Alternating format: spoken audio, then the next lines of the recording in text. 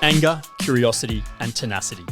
These are the building blocks of a type of journalism that not only reflects society to itself, but can change it for the better.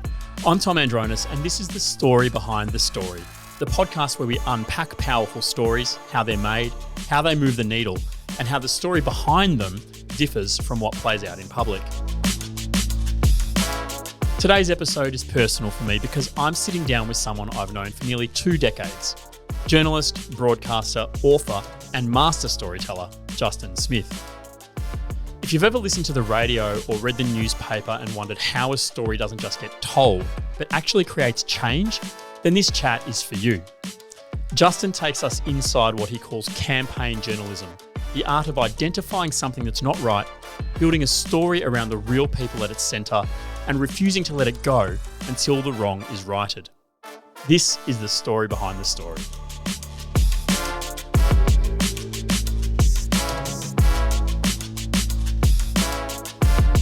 G'day, Justin.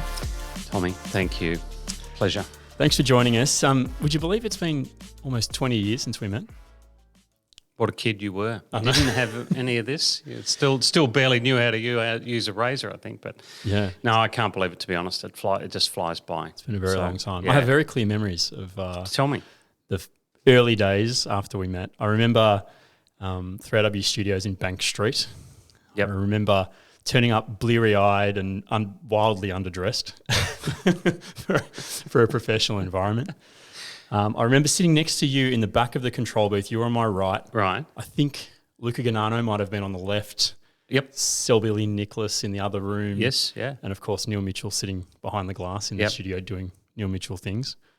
And I think my sort of pervading memory from that time is just the working relationship between you and Neil and the rest of the team. Like, it was just sort of, it seemed to me as a very new person in that environment, almost like clockwork, you know, and it was such a high intensity, high pressure, high perfectionism kind of environment, but at the same time, so many kind of loose cogs and wheels and things sort of flying everywhere. And sort of jokes and just flying by the seat of your pants a little bit too, because I think probably some people would be a little bit shocked at how much you know what you want to do, you know the things that you want to cover and the stories that you want to do, but you don't really have it all mapped out to the final minute. You know, you would think that any show like that, you've got to, it's planned to the second. If you go over 1 minute, it's all screwed up or whatever. This is not true. You know, you're sort of doing it, you're putting it together as you go, grabbing on, and you got, I had good help around me, so you're grabbing this person, say, hey, get me that and get me, can you find this person or whatever, and then you just sort of funneling through into the studio. Yeah, and that's kind of the art and the craft of storytelling in that medium, right? Like, that was at the time and for a long time afterwards one of the most successful radio programs that Australia's ever seen, right? And obviously you're a big part of that. I remember the hunger for the story. Yes. Like in those production meetings before we'd go on air, it'd be like, right, what are we doing today? And I mean, it's such a beautiful place to start though. It's just, what's the story? What are we want to tell? We want to tell these stories. We're not really particularly interested in those stories because they don't really mean anything to anybody. But we want to tell these stories, and having that, I guess there's a bit of instinct in there. But I like that you use the word craft because I think that's what it is too. You have some skills or even, dare I say, some gifts. So you have a bit of a gift for news or whatever. And I think, there's plenty of people that do. You've got to keep working that craft. Or how are you going to tell that story? How are you going to, you like this, but what are you going to do about it? Who are we going to go and get? How's the best person to tell it? And that's something I think I'm particularly proud of is that you get the story, but so who's the best person to help us tell that story?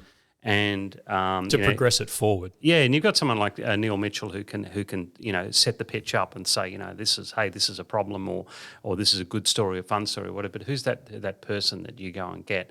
And we used to try and gravitate. It's something that really I learned from that was gravitate to the real person. The person who's really affected by this story. In a lot of ways, the perfect story is the person who's affected by it, and then the person who's going to be able to fix it or has a say over it. So, you're talking to those two people. And I hate it when there's sort of lazy storytelling of going to get some academic, and a story that is all about human beings getting screwed over or even just something good. And then somebody runs and goes, oh, yes, this guy's a professor. Oh, shit, really? But sometimes the professor can be the stepping stone Yes. to the real person. And I love that as well. And one of my, I think, most kind of impactful memories from that time was when you decided you wanted that person was your unwillingness to take no for an answer, and I remember on more than one occasion the punishment that the phone took when someone on the other end of it wasn't, playing ball.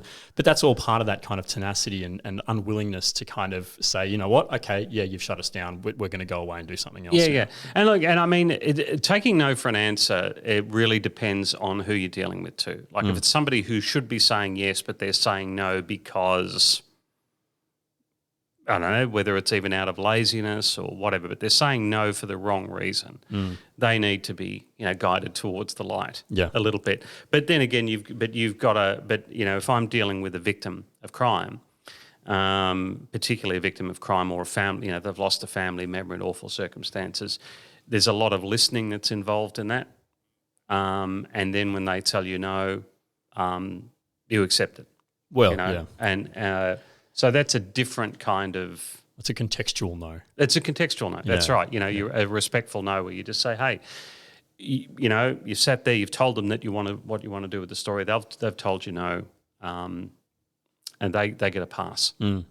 As far as I'm concerned. So you have many, many strings to your bow. Obviously, we've touched on your role as a senior or executive producer in the Neil Mitchell program for a long time on 3AW Radio. You've since gone on to produce and present radio programs in both Melbourne and Sydney. Anywhere else? No, Melbourne and Sydney, that's Melbourne enough. And Sydney. You're now writing for the Herald Sun, both what we might call stories and columns. Yep. Subtle difference. Yeah. You're presenting on ABC Radio Melbourne. You're the Master of Ceremonies for the Anzac Day service every year here at the Shrine of Remembrance in Melbourne. We do bits and pieces together with storylines and podcasts and some other things. And you've also written 3 very successful fiction books. What is the thing that ties all of those things together for you? Just the story, just the love of the story, I think, honestly. And just, and I think it's people. Andrew Rule, who's a great mentor of mine, I guess known as a crime writer, but somebody said to Andrew, oh, you're good at writing crime. And he goes, no, I'm writing people. They happen to be involved in crime because it's kind of like there are a lot of great stories in crime. But he's writing people. I sort of feel a little bit the same way, is that you're talking to people and you're covering humanity. You're never going to run out of stories, are you? And you and I went to Afghanistan together and did radio programs there. I think I described it to you at the time that's like story Christmas. You wake up every morning and you don't know which one to open first. Yeah. Because there's a kid who was born in a small town of 2,000 people and now he's in Afghanistan, fighting. And then you've got other people that it's just story Christmas. Story Christmas. What am I getting today? And so just that's what ties it together. I think. So whether you're writing a novel, for me, when I'm writing a novel, I tend to write it as though it's real. As though as something I actually noticed is when I'm writing a novel, the notes that I take, for a chapter, look exactly the same as the notes I take for a story. So it's as though I've sort of told myself this story and I've made it real, and now I sort of write it. So that's kind of, So there are 1,000 things that we could talk about today, but there's sort of one thing that I want to zero in on. And sure. I think probably since I met you and throughout my career, I've kind of developed a thing that I call producer brain.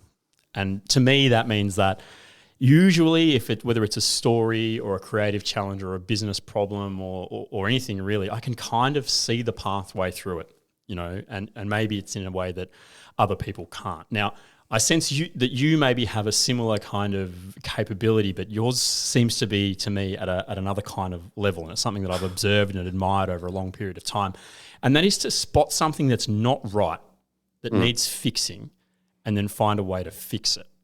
And that obviously calls for curiosity, critical thinking, creativity, tenacity, persistence, all of these sorts of things. And I don't know what you call it. I'll probably ask you in a second, but I sort of look at it almost like campaign storytelling. Like you've set out there's a goal in mind, right? And we're going to go and achieve that. And I didn't bring you in here today to just blow smoke up your ass. I'd like to kind of work through. No, really? I want to pick this apart and explore it and sort of see how you do it, because it's not an insight I think that a lot of people get a lot of the time. Do you have a name for this? Yeah, I do. And you've actually said it. It's not a name I say out loud. You know, it's not a name I'd put on a business card, but it's campaign journalism, right? And that's just how I think of it. It's campaigning, because what you're trying to do is get an outcome. You know, I probably got a lot of this off Neil. No, I didn't. I did get a lot of off Neil. Yeah. You know, there's no doubt about it. No doubt about it. Yeah. Is that you're not just saying, and you know, it's that blank storytelling of saying, oh, this thing has happened, this terrible thing has happened, and you just. There's the story. This terrible thing happened. Oh, okay. Well, that's no good. Shit, you know. Yeah.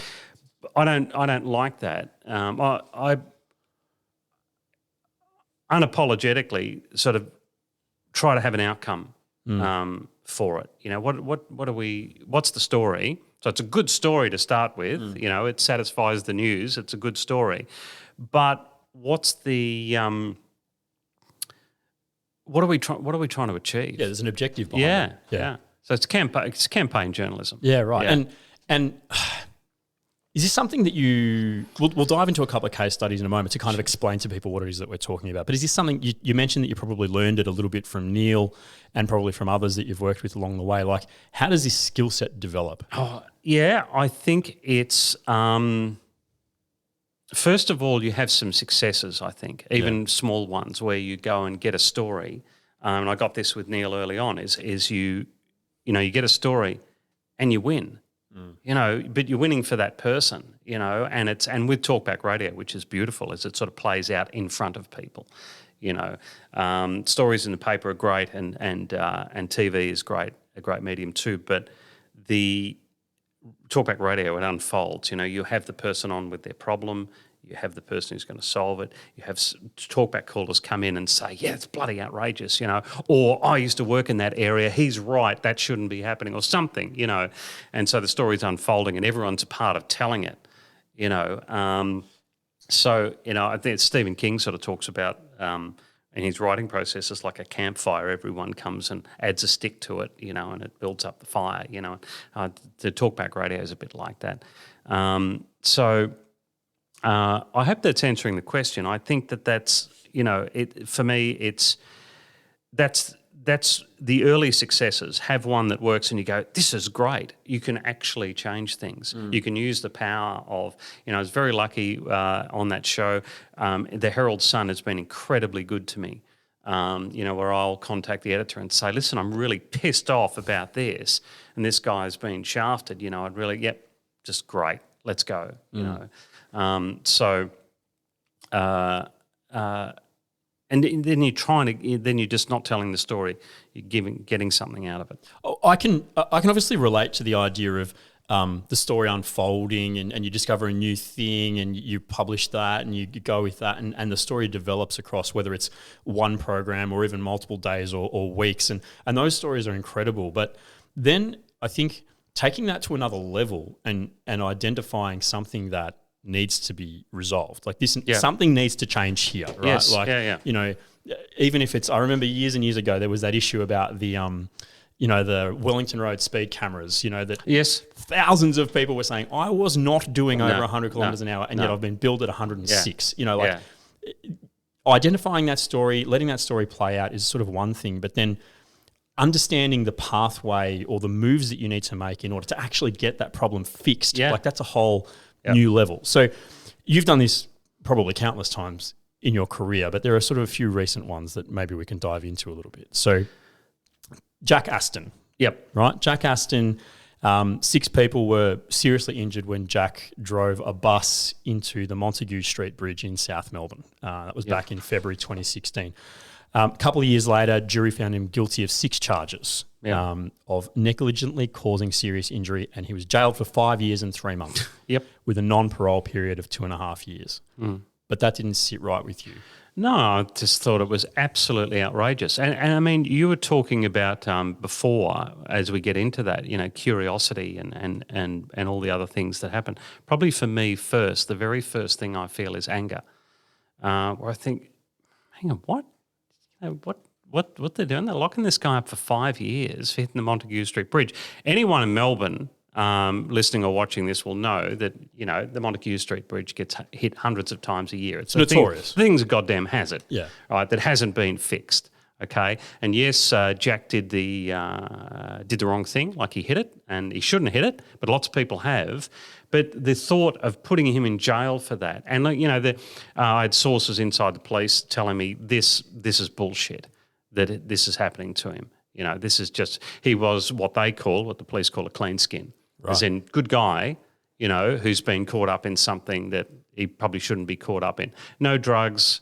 I could go on about this case for hours, but no drugs, no alcohol, no intent, no criminal record, an accident, a crash, that certainly shouldn't have had. And there were plenty of other ways to punish him with fines and taking his license away. But the idea, and at that time, it's a few years ago, not that many years ago, probably about 4 years ago. 6 years ago. 2018, I think. 2018. Oh, wow. Yeah. Well, time does go by. Yeah, it does. But 2018. At that time, we're letting pedophiles out of jail. We are letting really bad people get incredibly soft sentences. And then we grab this bus driver and we're going to, from Ballarat, and we're going to lock him up for 5 years. So, and the other thing about it is, for me, I don't want this to sound like a bragging in any way, shape or form, but no one else was touching it. It was just it was just reported as a story. But so this is the difference, though. That's what we're talking about. You can let the story play out and report the story, but then to identify that there's a problem. To identify that there's a problem. Yeah. And again, it starts with anger. I said, this is just crazy. So I think I wrote a column about it. An opinion? An opinion piece, in the paper. And then I think I was talking about it on radio at the time, and that anger just started to build. So I contacted his family and just got to know them. We're still friends. We still see each other from time to time. And I went to see Jack in jail and sat across from him, because I think you've got to, when you're telling those kind of stories, you've got to be in the room with the person. You've got to sort of look them in the eye and, get that understanding. Well, I just walked out of there even more pissed off of the jail. And so, I just started writing stories and columns. I contacted the victims of that crash. The victims couldn't believe he was in jail. They wanted him out,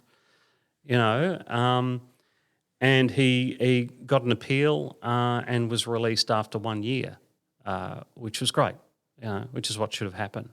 And so what was your role in that? Well, I don't know. I guess it's just public opinion, and just telling that story over and over again, and just trying to outline where it went wrong. Where he was let down, where the system had let him down, where the judge got it wrong. And the Court of Appeal said yes, the judge got it wrong. There's 3 judges up there. I'll never forget the judge in the middle, because the Court of Appeal had the 3.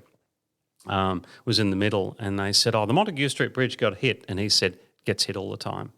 I thought, yes. I was sitting right next to Jack's wife, Wendy. I said, fucking yes, he's going to, and then the case went on a little bit more, and then he just, the judge looked at Jack and said, you can come out of the dock, Jack, come out. And those just, everyone's in, we just burst into tears, and Wendy, Jack's wife, stood up and was hugging him, and they're just standing there, and the court broke out in applause, and the judges didn't touch it; they just let it sit. They let the applause sort of ring.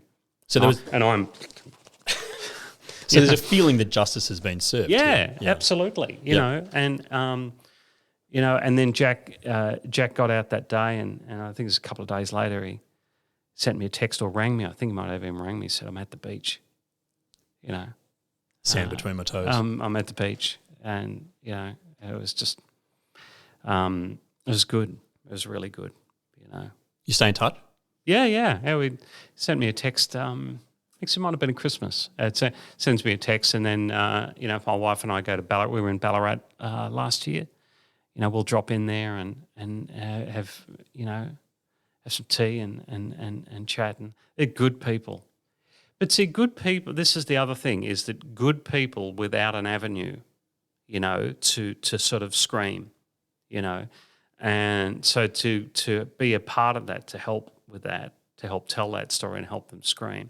There's plenty of people out there who have lots of connections, lots of money, and I hate the thought that people need money or connections to be able to get their story told properly. So just start with anger, move into curiosity, listen a lot, and then keep people at the centre.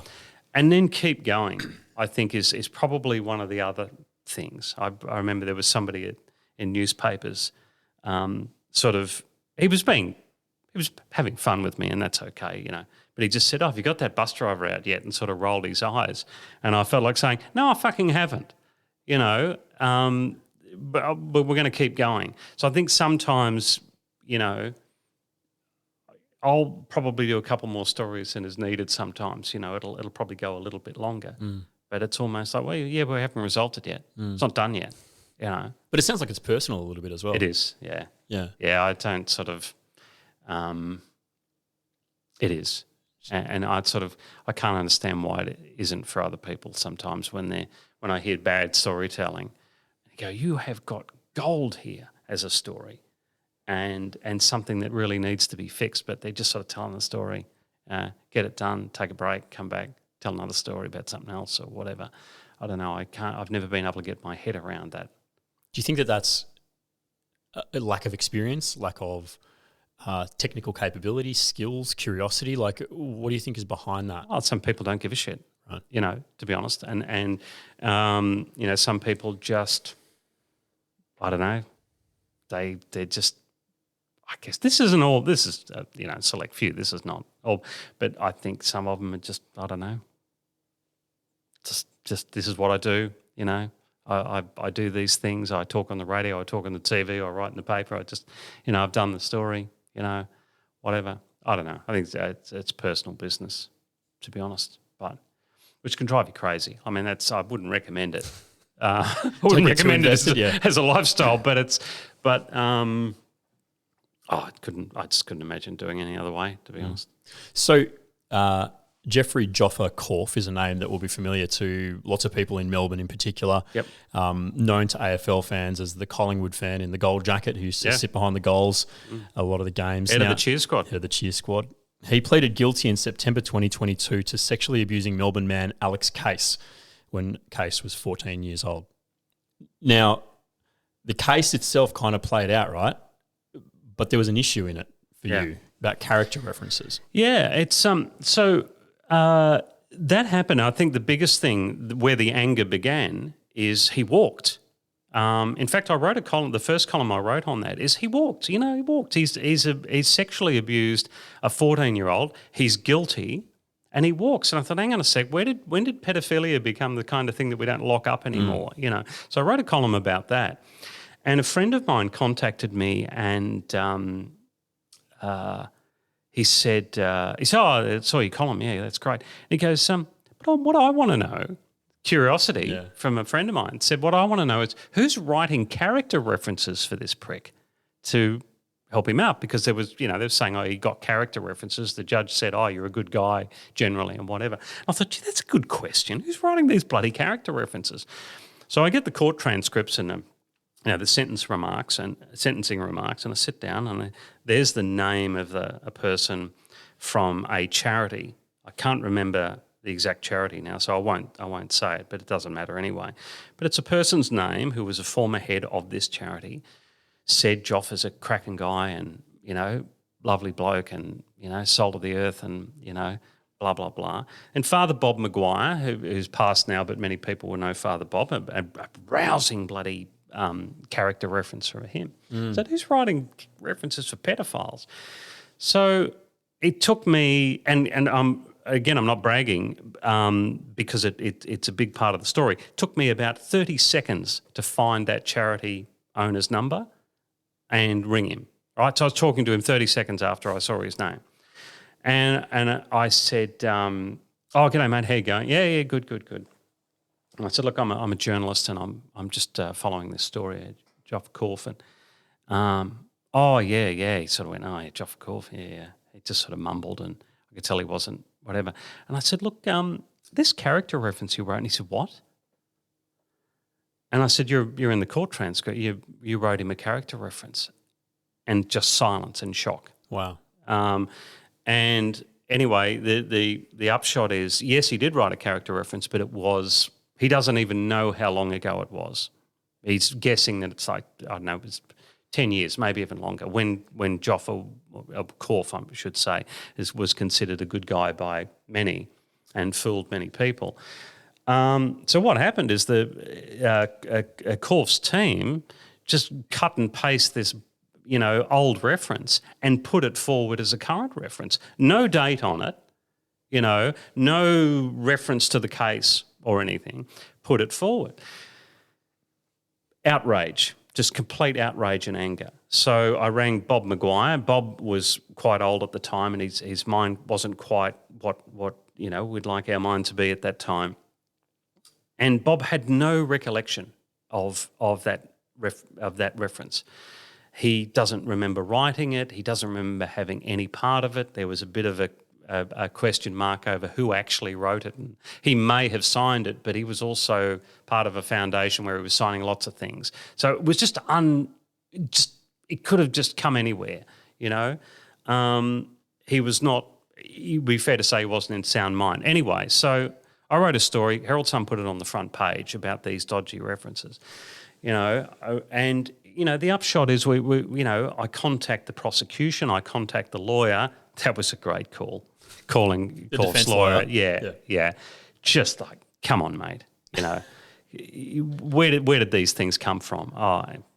Look, just don't. I could talk about that guy for hours. But prosecution said it's not our job to check references. Oh, good. Right? Yeah, that's what you want. And I said to them, again, it's personal business, I said, it took me 30 seconds to find this guy to check to see if the reference was real, and it's not. How is that not your job to do that? But the judge, so we've got the defence team, we've got the prosecution, then we've got the judge who has accepted a reference without a date on it. That's kind of generic looking. Non-committal.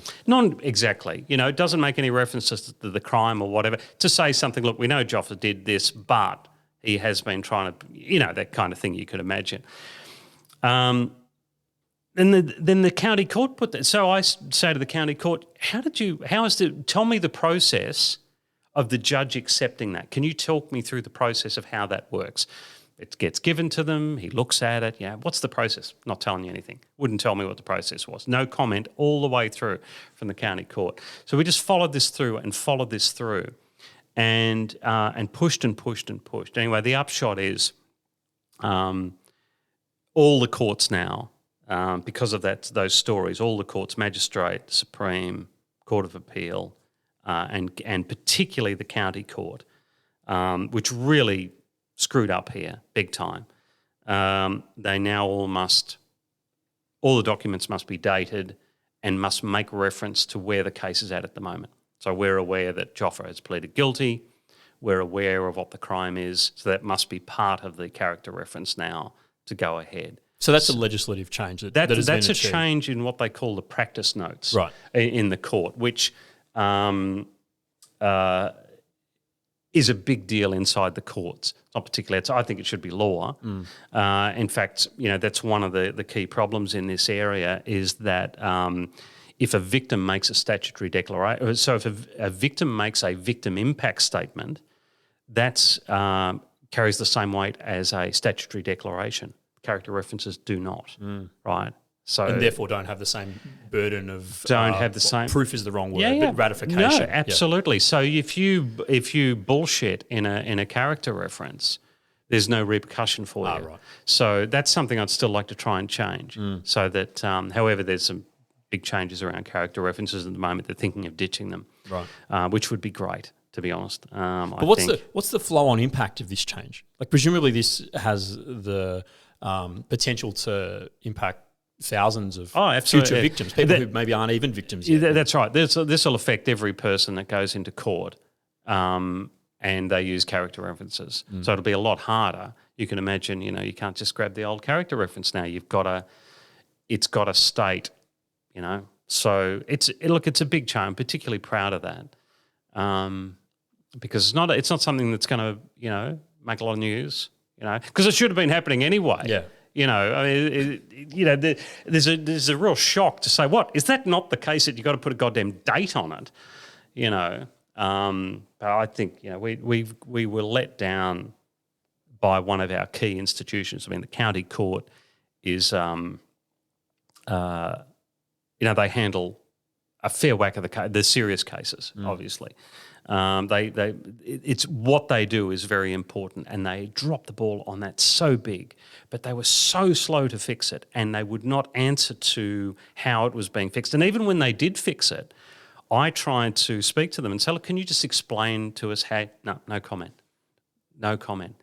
And since then, there's a problem with the character references. They've seemed to have been driven underground, where once I was able to find out the name of who supplied a character reference, a lot of that has now been kept secret. I'm working on a story at the moment, and I contacted the court, and they said, we're not telling you. Right. That. So it's So the way to fix the procedural problem is to just redact it. Redact it. Secrecy, Yeah. Which is obviously, it's one of our significant public institutions essentially letting us down. Oh, absolutely. Yeah. Damn right. So, shining a bit of a light on that, to use an old journalism cliche, but to shine some light on that and to take them to task for that is particularly satisfying, because this is something they survive on secrecy. A lot of these institutions survive, well, actually maybe not necessarily secrecy, they survive on people not asking them a question. Lack of curiosity. Just lack of curiosity, absolutely. Yeah. Lack of anger as well, and a lack of curiosity. Yeah. I've seen these people go through these. We had another case where a guy in his 90s, a World War II veteran, was stabbed in his home in Ballarat, really just a beautiful family, just lovely family, and the guy got bugger all. There's two guys, they got bugger all, and it just died down as a story. It just wasn't a story, like the death was a story and the court case was a story, but it was just a story. I thought, God, if this was a mum, in Baldwin getting stabbed to death in her own home, would be in the streets marching, but it's just this old guy from Ballarat, and it just pissed me off beyond belief that it wasn't a story. So I talked with the family a lot, and anyway, the guy went back to court and got another 3 years. So just a little win, get him a few more years, in there. But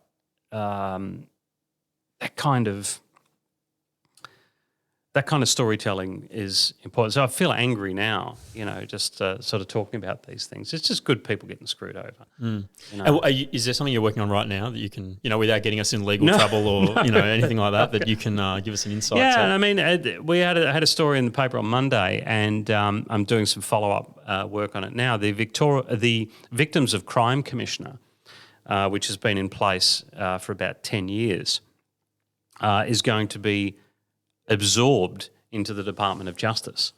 Well, that's bullshit, because most of the time they're investigating the Department of Justice.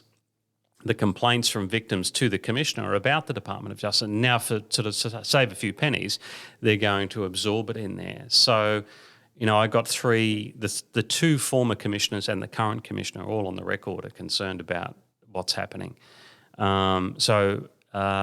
Again, starts with a bit of anger, and then curiosity, talking to the people involved that know what they're talking about, and then trying to put the story together. So there's a lot of, Tom, and you're very good at this, is there's a lot of listening involved. It's calling somebody up and listening, and trying not to be set on what the story is. So you start with the nucleus of it, like the campfire thing again, is you don't get stuck on what the story Don't is prejudge too it. much. Yeah, Let don't it play prejudge out. it. Yeah, don't. Yeah, because if it changes, you'll either get because it could be far stronger, or it might be weaker, and you've just got to give it up. You know, that can happen. Yeah. As journalists and storytellers, we often get a front row seat to sort of report society to itself, right? And sometimes we learn things that we can't talk about, and sometimes that we pursue something that we know to be true, you know, but we can't necessarily find the verifiable evidence to be able to publish, you know, and to bring this whole story to light. You know, again, without getting us in any kind of legal trouble. Is there one that got away? Yeah, there's one that springs to mind that it involves a rape, a suspected rape, and we were talking to people involved at the time, and it involves somebody that is known, and we just couldn't get it, you know, couldn't sort of move it into, at the behest of the victims, by the way, the alleged victims, you know. But it always sort of sits with me, where I think there wasn't nothing there. You know, there was something. There was something there, something pretty awful, but it just couldn't quite come around. I guess there's always a chance that it will at some point. The curiosity stays and the outrage remains. Well, it's funny you should say that, because I've got the old numbers, you know, and it was quite a while ago, but I've got the old numbers, and you almost just want to start dialing and say, hey, listen, I'm still here if you want to talk about it, you know. And you've sort of got to walk that line of, is that, you know, they know how to find me. We just leave it, you know, or, you know, it's not pushing them. It's just, again, you know, I don't do that to victims. I don't push victims, because, I mean, and from a professional point of view, it works against you. You know, you're better off stepping back, because it's better for everybody. But I'm actually, I rang another journalist friend of mine, who's a woman, because I wanted to sort of get that perspective, and I just said, do I call, not to call? She said, oh, that's a tough one. So I'm actually, this very moment, I'm sort of wrestling with it still. Yeah. Yeah. So we started by talking about this campaign journalism, or what do we call it? Campaign storytelling as well. Why does this type of storytelling matter? Oh, yeah. Because it just won't come out. I mean, things just won't, they won't come out. And just doing a story, there are a lot of people, I dare say courts and politicians, if they've got any brains, they know that there's always going to be a story about them. I remember saying this, I won't say the name of the person, but I remember observing that the smart ones, it was a former police commissioner, I said the smart ones know that at some point in their career someone's going to call for their resignation, right? It's just going to happen. So don't get shocked by it. Just say you're not going anywhere, write it out, come out the other side. The answer to the question is, when it's just a straight story, they write it out. But when it's campaigning, you're giving them something new and saying, no, hang on, we haven't fixed it yet. It's still a problem. It's still a thing. What are we doing about it? What are we doing about it? You know, getting people angry about it. Now, I think, and I would have said this to you back when you were, when we first met that day and you were severely underdressed, and I could imagine what it was, daggy shorts. Oh, it was a grey hoodie. A grey? Yeah. Oh, cold. I would have said to you then, for me, there's two types of stories. There's stories that people care about, which is, say today, the day that we're recording this, would be the former Prince Andrew. All right, so everyone knows about it, cares about it, whatever. Then there's the story you want them to care about. All right, so they don't even know about it yet, or they don't know why they need to care about it. So with Jack Aston, you've got to say, oh, we let a pedophile out, we locked this guy up. Oh, okay, well, that doesn't sound very good. We locked him up for a long time and he's still there and his family's suffering and the passengers want him out. So you're adding to that story. So you're getting the people behind you to say, oh, okay, yeah, that's crappy, So I think the difference with that campaign is you keep building until you try and get that outcome. I feel like we should play out with "Can You Hear the People Sing?" From, that's right. From Les Mis. Yeah. Justin, thank you so much for taking us behind the story. Oh, thanks very much, Tom. Pleasure, mate. Anything for you. If this story made you think, please share it with someone who should hear it. You can follow The Story Behind the Story wherever you listen to podcasts and find out more on our socials. I'm Tom Andronas. Thanks for tuning in. This podcast has been produced by The Content Engine.